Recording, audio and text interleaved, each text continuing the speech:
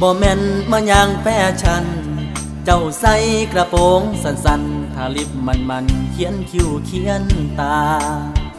ใส่เกือบส้นสูงไว้ผมยาวยอมสีเพียงบา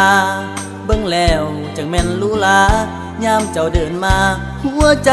สิวายการเรียนของเจ้าคงดีคือการแต่งตัว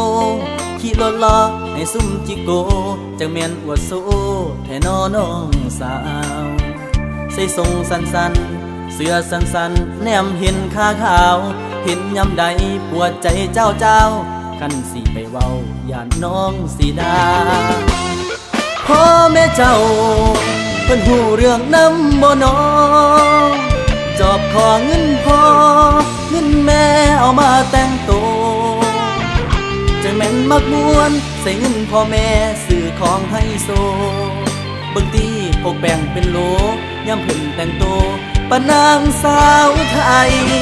เศร้าท้อน้องลาอายว่าสงสารพ่อแม่ตั้งใจเรียนเฮ็ดโตดีแน่เฝ้าเรียนเฝ้าแก่เฝ้าหางานทำอย่าค่ารอหลายพ่อแม่เจ้าเพิ่นสิคิดนำอย่าเฮ็ดให้หัวใจเพิ่นซ้ำตั้งใจเรียนให้เศร้าแต่งโต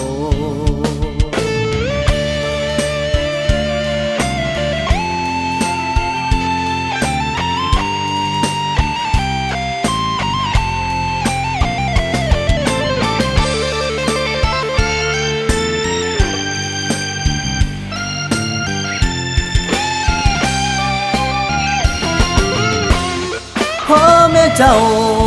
เพิ่นหูเรื่องน้ำบ่น้องจอบของเงินพ่อ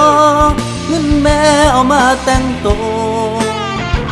จังแม่นมักม่วนใส่เงินพ่อแม่ซื้อของให้โซบางทีพกแบ่งเป็นโลย่ำเพิ่นแต่งโตปะนางสาวไทย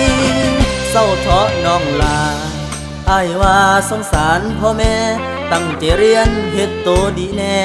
เฝ้าเรียนเฝ้าแก่เฝ้าหางานทำอย่าค่ารอหลายพ่อแม่เจ้าเพิ่นสิคิดนำอย่าเฮ็ดให้หัวใจเพิ่นซ้ำตั้งใจเรียนให้เศร้าแต่งตัว